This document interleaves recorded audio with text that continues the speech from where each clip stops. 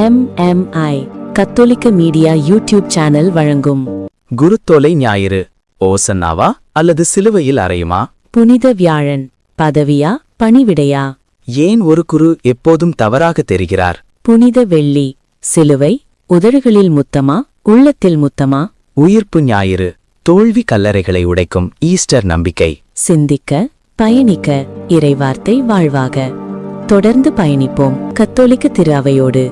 ஒரு பெரிய $multi-billion கம்பெனியோட சிஇஓ திங்கக்கிழமை காலையில ஆபீஸ்க்கு வர்றாருன்னு கொஞ்சம் கற்பனை செஞ்சு பாருங்களேன். சரி. அவர் நேரா தன்னோட ஏசி கேபினுக்கு போகாம நேரா ஒரு பிரஷ் எடுத்துட்டு போய் அங்க வேலை செய்யற கடைநிலை ஊழியர்களோட ரெஸ்ட் ரூம அவரே தன் கைகளால சுத்தம் செய்யறாரு. வாவ், நினைச்சு பார்க்கவே முடியல. அந்த கம்பெனியே ஆடி போயிடும். கண்டிப்பா இன்டர்நெட் முழுக்க இதுதான் வைரல் நியூஸா இருக்கும். ஆனா பாத்தீங்கன்னா கிட்டத்தட்ட இதே மாதிரி ஒரு பப்ளிக் ரிலேஷன்ஸ் நைட்மேர், அதாவது ஒரு மாபெரும் புரட்சி சரியா 2000 வருஷத்துக்கு முன்னாடி நடந்திருக்கு. ஆமா, புனித வியாழன் அப்படின்னு சொல்லப்படுற அந்த நாள்ல நடந்த நிகழ்வுகள் தான் அது. எக்ஸாக்ட்லி. இன்னைக்கு நம்மளோட இந்த ஆழமான உரையாடல்ல அந்த நாள்ல நடந்த நிகழ்வுகளை பத்தின சில வரலாற்று பதிவுகளையும் ஆய்வு கட்டுரைகளையும் தான் நாம அலச போறோம். இது ஏதோ ஒரு குறிப்பிட்ட மதத்தோட பழமையான சடங்கு அப்படின்னு நீங்க நினைச்சிட்டு இருந்தீங்கன்னா அதுதான் இல்ல. உண்மைதான். நிறைய பேரு அத ஒரு சடங்கா மட்டுமே பாக்குறது தான் ஒரு மிகப்பெரிய தப்பு. ஆமா, இன்னைக்கு நாம வாழ்ந்துட்டு இருக்கிற இந்த மாடர்ன் உலகத்துல தலைமைத்துவம், மனிதர்களோட ஈகோ, கடுமையான விமர்சனங்களை எப்படி எதிர்கொள்வது அப்படிங்கறத பத்தின மிக முக்கியமான உளவியல் பாடங்கள் இந்த பதிவுகள்ல இருக்கு. நீங்க என்ன நினைக்கிறீங்க? கண்டிப்பா. இந்த குறிப்புகளை நாம உற்று கவனிக்கும் போது இதுல இருக்கிற 3 முக்கியமான விஷயங்கள், அதாவது பாதம் கழுவுதல், தன்னை உணவாக பகிர்தல், அப்புறம் அந்த தலைமைத்துவத்தின் உச்சக்கட்ட தனிமை. இது 3மே ரொம்ப முக்கியமான விஷயங்கள். ஆமா, இது 3மே இன்னைக்கு இருக்கிற அதிகார பசியுள்ள ஒரு சமூகத்துக்கு மிகப்பெரிய சவாலாவே இருக்கு. அந்த காலத்துல நடந்த இந்த விஷயங்கள் மனித மனசோட அடித்தளத்தையே அசைக்கக்கூடிய அளவுல வடிவமைக்கப்பட்டிருக்கு. அதனாலதான் இது ஒரு மாஸ்டர் கிளாஸ் அப்படின்னு சொல்லலாம் இல்லையா? எக்ஸாக்ட்லி. இத ஒரு சைக்கலாஜிக்கல் ஆங்கிள் நாம பிரிச்சு பார்க்கும்போது இது எவ்வளவு பெரிய மாஸ்டர் கிளாஸ் அப்படிங்கிறது புரியும். சரி, நாம அந்த மாஸ்டர் கிளாஸ்க்குள்ளேயே நேரடியா போயிடலாம். நீங்க சொல்ற அந்த முதல் விஷயத்துல இருந்தே ஆரம்பிப்போம். இந்த பாதம் கழுவுதல் அப்படிங்கிற நிகழ்வு. நான் முன்னாடியே சொன்ன அந்த சிஇஓ உதாரணம் மாதிரி 2000 வருஷத்துக்கு முன்னாடி ஒரு குரு அல்லது தலைவர் தன்னோட சீடர்களோட பாதங்களை கழுவுறாரு. அந்த காலத்துல வீட்டுக்கு வர்ற விருந்தினர்களோட கால்களை கழுவுறது அப்படிங்கிறது அந்த சமூகத்தோட மிக கீழான நிலையில இருக்கிற அடிமைகளுக்கு மட்டுமே ஒதுக்கப்பட்ட ஒரு வேலை இல்லையா? கரெக்ட். அது ரொம்பவே கீழான ஒரு வேலையா தான் பார்க்கப்பட்டுச்சு. அப்படி இருக்கும்போது ஒரு தலைவர் இதை தன் கைகள்ல எடுக்கிறாருன்னா அது எந்த மாதிரியான ஒரு தாக்கத்தை அந்த மனிதர்கள் மத்தியில ஏற்படுத்தி இருக்கும்? இன்னிட்டு நம்ம ஃபேமிலிலயோ இல்ல நாம வேலை செய்யற ஆபீஸ்லயோ நம்மளோட கௌரவம், பதவி இதையெல்லாம் ரொம்ப தூக்கி பிடிக்கிற நமக்கு இது என்ன சொல்ல வருது? இங்க ரொம்ப சுவாரஸ்யமான விஷயம் என்னன்னா, அந்த தலைவர் தன்னோட கௌரவத்தை விட்டுட்டு கீழே இறங்கி வர்றதை விட அதை எதிர்கொண்ட அந்த சீடர்களோட மனநிலை தான் இங்க ரொம்ப முக்கியம். ஓ, அந்த சீடர்களோட மனநிலையா? எப்படி சொல்றீங்க? இந்த வரலாற்று பதிவுல பேதுரு அப்படிங்கிற ஒரு சீடரோட ரியாக்ஷனை ரொம்ப அழகா குறிச்சு வச்சிருக்காங்க. அந்த தலைவர் அவர் கால்ல விழுந்து பாதங்களை கழுவ வரும்போது அவர் பதறி போய், ஐயோ, நீங்க போய் என் பாதங்களை கழுவலாமா, இதை நான் ஏத்துக்கவே மாட்டேன் அப்படின்னு தடுக்கிறாரு. அது சாதாரணமா எல்லாரும் பண்றது தானே.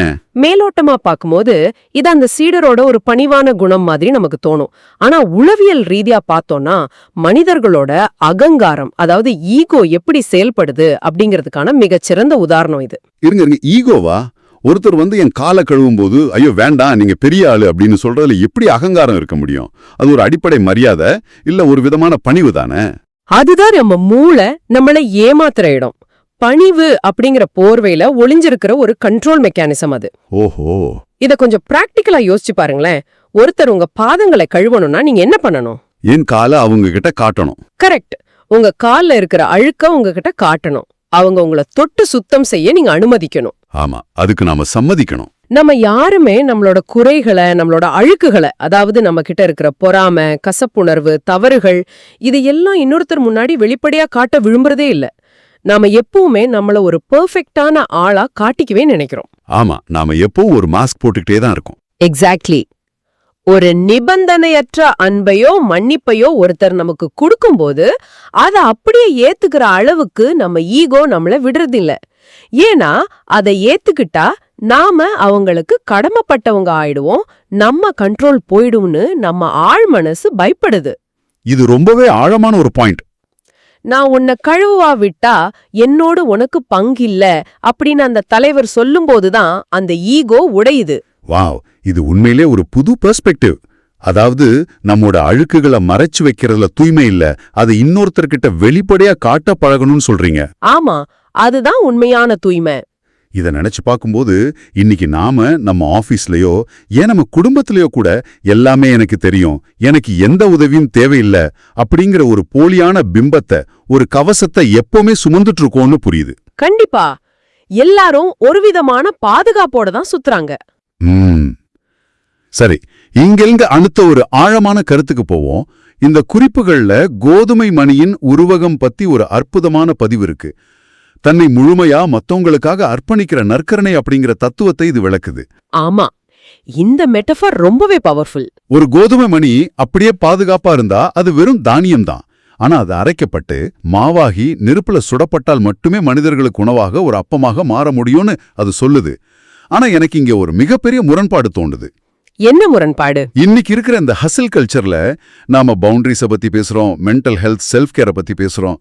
இப்படிப்பட்ட உலகத்துல ஒரு கோதுமை மணி மாதிரி நம்மள நாமே உடைச்சுக்கிட்டு மத்தவங்களுக்காக உழைக்கணும்னு சொல்றது ஒரு மோசமான பர்ன் அவுட்டுக்கு வழிவகுக்காதா? இது ரொம்ப வேலிடான ஒரு கேள்வி. இது எப்படி ஒரு ஆரோக்கியமான வாழ்வியல் பாடமா இருக்க முடியும்? நீங்க கேக்குற இந்த கேள்வி ரொம்பவே நியாயமானது. இன்னைக்கு இருக்கிற மாடர்ன் சைக்காலஜில இத ரொம்பவே விவாதிக்கிறாங்க. ஆனா இந்த கோதுமை மணி தத்துவம் உங்களை நீங்களே அழிச்சுக்கோங்க அப்படின்னு சொல்லல. பின்ன அது என்ன சொல்ல வருது? அது பர்பஸ், அதாவது வாழ்வின் நோக்கத்தை பத்தி பேசுது. உங்ககிட்ட ஒரு அழுமையான கோதுமை மணி இருக்கு, அது நீங்க ரொம்ப பாதுகாப்பா ஒரு கண்ணாடி பேழையில வச்சிருக்கீங்க, அதுக்கு எந்த சேதாரமும் இல்ல. சரி.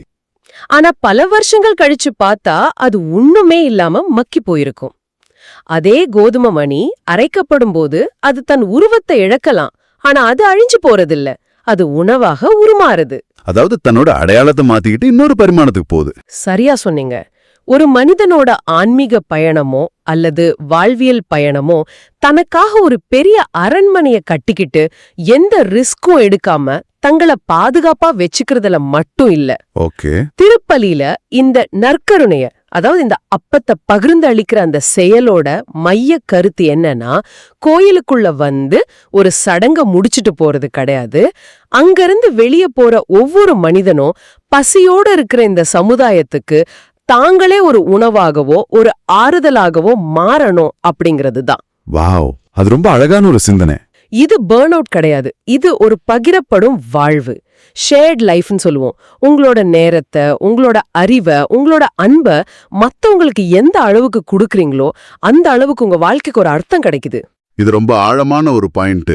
அதாவது எனக்காக மட்டுமே நான் வாழ்ந்து என்ன நான் பாதுகாத்துக்கிறது, என்ன நானே ஒரு மியூசியம்ல வச்சுக்கிற மாதிரி. வெளியில போய் மத்தவங்களுக்காக வேலை செஞ்சு என்ன கொஞ்சம் தேய்ச்சிக்கிட்டாலும் அதுல ஒரு அர்த்தம் இருக்கு. எக்ஸாக்ட்லி, அதுதான் அந்த பர்பஸ். ஆனா இதை செய்யறது அத்தனை சுலபமா என்ன? ஏன்னா இப்படி தன்னை முழுமையா மத்தவங்களுக்காக பகிர்ந்தளிக்கிற ஒரு மனிதன் அல்லது ஒரு லீடர் சந்திக்கிற சவால்கள் சாதாரணமானதா இருக்காதே. கண்டிப்பா, அது ரொம்பவே கடினமான ஒரு பாதை தான். நீங்க பாக்குற இந்த குறிப்புகள்ல கெத்செமனியின் தனிமை அப்படின்னு ஒரு பகுதி வருது. இது என்ன ரொம்பவே சிந்திக்க வச்சது.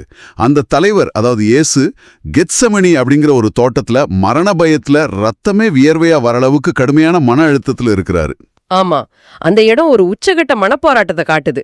ஆனா அவருக்காகவே எல்லாவற்றையும் விட்டுட்டு வந்த அவருடைய நெருங்கிய நண்பர்கள், சீடர்கள் என்ன செய்யறாங்க? கொஞ்ச தூரத்துல அசந்து தூங்கிட்டு இருக்காங்க. எனக்கு என்ன புரியலன்னா, தன்னையே கோதுமை மணி மாதிரி மத்தவங்களுக்காக உடைச்சு பகிர்கிற ஒரு நல்ல லீடருக்கு அவரை சுத்தி எப்பவுமே ஒரு ஸ்ட்ராங்கான சப்போர்ட் சிஸ்டம் இருக்கணுமே. அவரை சுத்தி இத்தனாயிரம் மக்கள் இருக்கும்போது அவர் ஏன் இவ்வளவு கொடூரமான தனிமையை அனுபவிக்கிறாரு? இது ஒரு பரந்த கண்ணோட்டத்தோட, குறிப்பா லீடர்ஷிப் சைக்காலஜியோட இணைச்சு பார்த்தோம்னா இதோட முழு வீரியமும் நமக்கு விளங்கும்.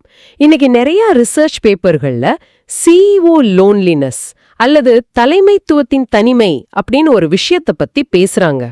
அந்த சிஇஓ லோன்லினஸ் கான்செப்ட் இங்கேயும் பொருந்துமா? ரொம்ப கரெக்டா பொருந்தும். அதாவது ஒரு தலைவர் என்பவர் எல்லாருக்கும் சொந்தமானவர், யூனிவர்சல்னு சொல்லுவோம். அந்த சீடர்களோட அல்லது மக்களோட எல்லா பிரச்சனைகளையும் அவர் சுமக்கிறாரு. ஆனா அந்த தலைவருக்கு ஒரு பிரச்சனை, ஒரு பலவீனம் வரும்போது அதை தாங்கிக்கிற அளவுக்கு அங்க யாருமே இருக்க மாட்டாங்க. எல்லாருக்கும் சொந்தமானவர், ஆனா யாருக்கும் சொந்தமானவர் இல்ல. இத கேட்கும்போதே ரொம்ப பாரமா இருக்கு. ஒரு மனுஷனா இது எல்லாம் அவங்க எப்படித்தான் ஹேண்டில் பண்ணுவாங்க? அது ஒரு மிகப்பெரிய சுமைதான். அங்க அந்த சீடர்கள் தூங்குனது கூட ஒரு சாதாரண தூக்கமா எனக்கு தெரியல. ஒருவேளை அவங்களுக்கும் என்ன பண்றதுன்னு தெரியாம அந்த பிரஷரை தாங்க முடியாம ஒரு சைக்கலாஜிக்கல் ஷட் டவுன் ஆயிட்டாங்களோ என்னவோ. எக்ஸாக்ட்லி. அது சோர்வினால் வந்த தூக்கம் மட்டும் இல்ல, தங்களுக்கு மேல இருக்கிற ஒரு மாபெரும் ஆபத்தை எதிர்கொள்ள முடியாம மனசு மரத்து போய் தூங்குற ஒரு நிலை அது. அப்போ அந்த தலைவர் எப்படி அந்த சூழ்நிலையை கையாண்டாரு? சரி, சீடர்கள் தூங்கிட்டாங்க. இந்த தலைவர் அந்த தனிமையை எப்படி எதிர்கொண்டார் அப்படிங்கறதா இங்க முக்கியமான பாடமே. இன்னைக்கு இருக்கிற ஒரு தலைவரோ அல்லது சாதாரண மனிதரோ இப்படி ஒரு அதீத தனிமையையும் மன அழுத்தத்தையும் சந்திச்சா என்ன பண்ணுவாங்க? சாதாரணமா உலக வழிகள்ல ஏதாவது ஒரு தீர்வு தேடுவாங்க. ஆமா, குடிப்பழக்கத்துக்கோ இல்ல வேற ஏதாவது தற்காலிகமான ஒரு எஸ்கேபிசத்துக்கோ போவாங்க.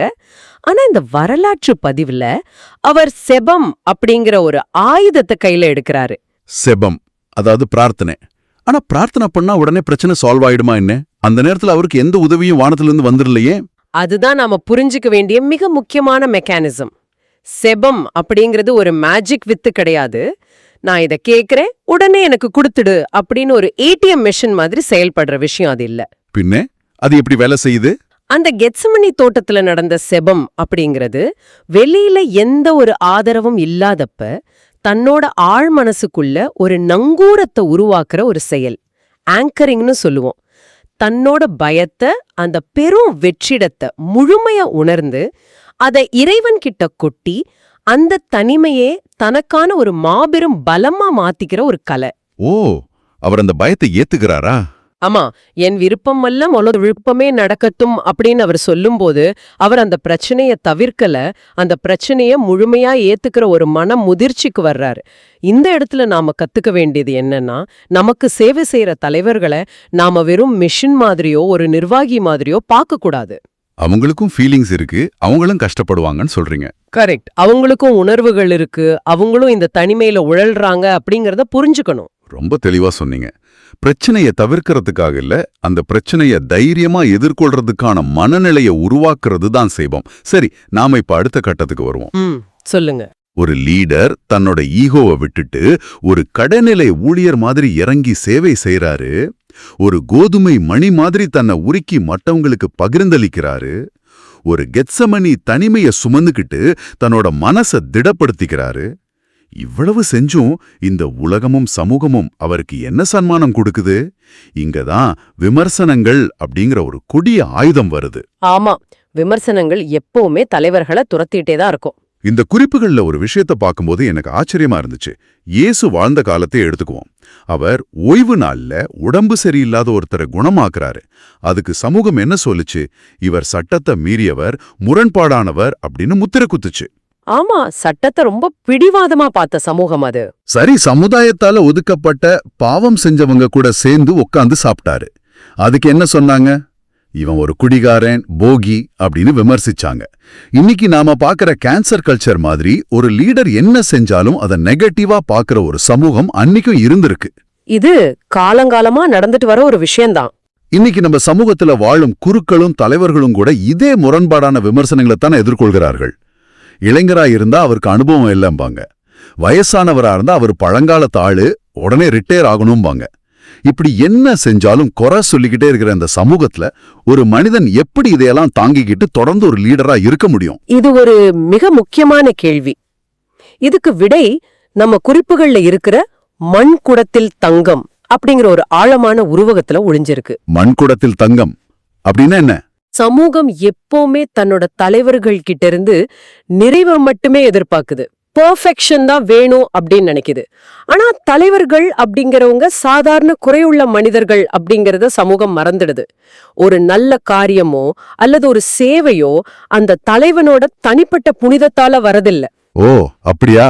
இத தெளிவா புரிஞ்சுக்க நற்கருணை அவர் முதலா யாருக்கு கொடுத்தாரு அப்படின்னு யோசிச்சு பாருங்க. தன்னோட அந்த 12 சீடர்களுக்கு கொடுத்தாரு. ஆமா, ஆனா அந்த சீடர்கள் யாரு? இன்னும் சில மணி நேரங்கள்ல 30 வெள்ளிக்காசுக்காக தம்ம காட்டி கொடுக்க போற யூதாஸ் அங்க உட்கார்ந்திருக்கான்.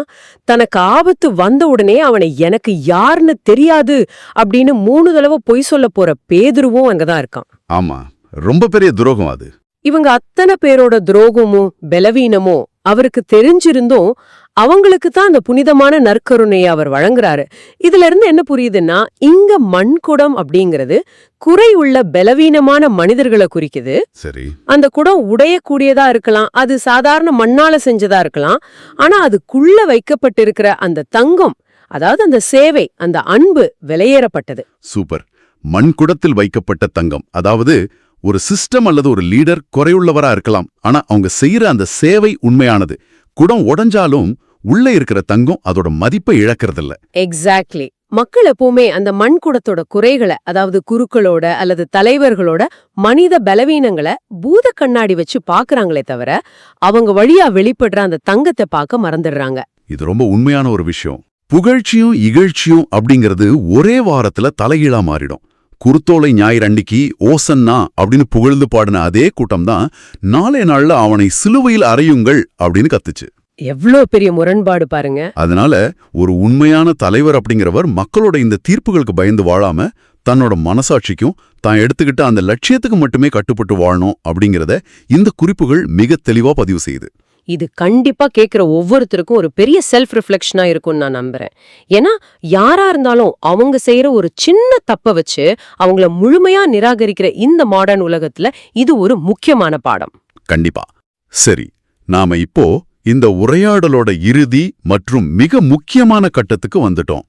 நீங்க சொல்ற மாதிரி இந்த தலைவர்கள் குறையுள்ள மனிதர்களா இருந்தாலும் அவங்க ஏதோ ஒரு வகையில தங்களோட தனிமைய, ஈகோவெல்லாம் ஓரங்கட்டிட்டு நமக்காக சேவை செய்யறாங்க. ஒரு சமூகமா நாம அவங்களுக்கு எப்படி ஆதரவளிக்கணும்? ரொம்ப முக்கியமான கேள்வி இது. ஏன்னா இந்த குறிப்புகள்ல ஒரு பெரிய எச்சரிக்கை மணி ஒலிக்கிறத நான் கவனிச்சேன். இறந்த பின் இடத்தை பிடிக்க எவரும் இல்லை அப்படின்னு ஒரு வரி வருது. நாம எப்பவுமே குறை சொல்லிக்கிட்டே இருந்தோம்னா ஒரு கட்டத்துல இவங்கெல்லாம் போயிட்டாங்கன்னா இந்த சமூகத்தோட தேவைகளை யார் பூர்த்தி செய்வாங்க? அது ஒரு பெரிய வெற்றிடத்தை உருவாக்கிடும். இது இந்த செஷனை கேட்டுட்டு இருக்கிற உங்களுக்கான நேரடியான கேள்வி. நீங்க எப்பவுமே உங்க பாஸ் கிட்டயோ இல்ல உங்களை வழிநடத்துற ஒருத்தர்கிட்டயோ குறைகளை மட்டுமே தேடிட்டு இருந்தீங்கன்னா நாளைக்கு அந்த இடத்துக்கு வந்து அந்த பொறுப்பை சுமக்க நீங்க தயாரா இருக்கிறீங்களா? அதுதான் நிதர்சனமான உண்மை. குறை சொல்றது ரொம்ப ரொம்ப எளிது. ஆனா அந்த இடத்துக்கு போய் அத்தனை தனிமையையும் சுமையையும் விமர்சனங்களையும் சுமந்துகிட்டு வாழ்ந்து காட்டுறது ரொம்ப கடினம். ஆமா. இங்க நாம புரிஞ்சுக்க வேண்டிய ஒரு முடிவான கருத்து என்னன்னா, சேவை செய்யற ஒரு தலைவர் அந்த பதவியில இருக்காருன்னா அவர் எல்லா விதத்திலையும் சரியானவர் என்பதற்காக அவர் தேர்ந்தெடுக்கப்படல. அவர் தேர்ந்தெடுக்கப்பட்டவர் அப்படிங்கிற ஒரே காரணத்துக்காகத்தான் அவர் அந்த இடத்துல இருக்காரு. ஓகே, அவர் பெர்ஃபெக்ட் கிடையாது, ஆனா அவர்தான் அந்த வேலைக்காக சூஸ் பண்ணப்பட்டிருக்காரு. கரெக்ட். நம்ம கிட்ட இருக்கிற குறிப்புகள்ல சில கவிதை வரிகள் வருது. அது ஒரு தலைவனை நாம எப்படி பார்க்கணும்னு ரொம்ப அழகா சொல்லுது. அவர் வேகமாகச் சென்றால் அது இறைப்பணியின் அவசரம். அவர் மெதுவாகச் சென்றால் அது அவரின் ஆன்மீக நிதானம். அவர் பேசினால் அது இறைவார்த்தை. அவர் மௌனமாக இருந்தால் அது இறைவனின் அமைதி. வாவ், ரொம்ப அழகான வரிகள். இதை எப்படி எடுத்துக்கலாம்னா, எல்லாவற்றிலுமே ஒரு பாசிட்டிவான கண்ணோட்டத்தை நம்மால வைக்க முடியும். ஆனா நாம பெரும்பாலும் எதிர்மறையாகவே சிந்திக்க பழகிட்டோம். உண்மைதான். ஒருத்தர் வேகமா வேலை செஞ்சா இவன் அவசர கொடுக்க அப்படின்னு சொல்றோம். மெதுவா செஞ்சா இவனுக்கு ஒண்ணுமே தெரியல, சோம்பேறி அப்படின்னு முத்திர குத்துறோம். நம்மோட லென்ஸை நாம மாத்திக்கணும்னு சொல்றீங்க. கண்டிப்பா. அதனாலதான் இந்த ஆழமான உரையாடல் முன்வைக்கிற இறுதி அறைகூவல் இதுதான்.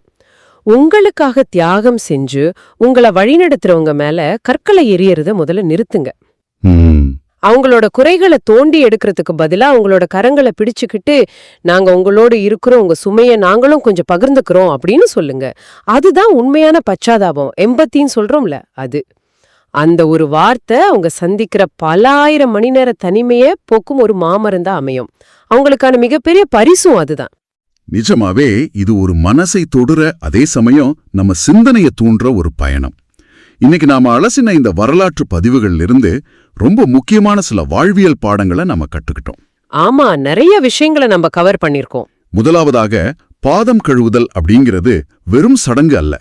நம்மளோட ஈகோவை, அந்த அகங்காரத்தை உடைச்சு நம்ம பலவீனங்களை வெளிப்படையா ஏத்துக்கிட்டு மத்தவங்களுக்கு சேவை செய்யற ஒரு மாபெரும் புரட்சி. இரண்டாவதாக, கோதுமை மணியாக நம்மளை உடைச்சு பகிர்தல். இது பர்ன் அவுட் கிடையாது, இது பகிரப்படும் வாழ்வு. நம்ம நேரத்தையும் உழைப்பையும் மத்தவங்களுக்காக கொடுக்கும்போதுதான் நம்ம வாழ்க்கைக்கு அர்த்தம் கிடைக்குது. ரொம்ப சரியா தொகுத்து சொல்றீங்க. மூன்றாவதாக, மண்குடத்தில் வைக்கப்பட்ட தங்கம் போல பலவீனமான மனிதர்களா இருக்கிற தலைவர்களை தொடர்ந்து விமர்சிக்காம அவங்களோட அந்த கெத்சமனி தனிமையை புரிஞ்சுக்கிட்டு அவங்களுக்கு ஆதரவா நிற்பது. வெறும் சடங்குகள்ல கலந்துக்கிறதுனால மட்டுமே நம்ம கடமை முடிஞ்சிடாது.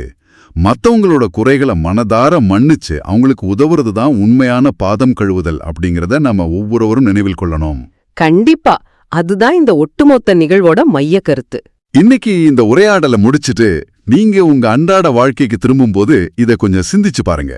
உங்க வாழ்க்கைய நீங்க எவ்வளவு பேங்க் பேலன்ஸ் வச்சிருக்கீங்க, எவ்வளவு சொத்து சேர்த்தீங்க அப்படிங்கறத வச்சு அளவிடப்படாம, ஒரு கோதுமை மணியை போல உங்களை சுற்றி இருக்கிறவங்களுக்காக உங்க நேரத்தையும் உழைப்பையும் அன்பையும் எந்த அளவுக்கு உடைச்சு பகிர்ந்தீங்க அப்படிங்கறத வச்சு மட்டுமே அளவிடப்பட்டால் நாளைக்கு இந்த வரலாறு உங்களை எப்படி நினைவு கூறும்? இந்த ஒரு ஆழமான சிந்தனையோடு இன்னைக்கு உங்களிடமிருந்து விடைபெறுகிறோம். தொடர்ந்து சிந்தியுங்கள், தொடர்ந்து தேடுங்கள். அடுத்த ஆய்வில் சந்திப்போம்.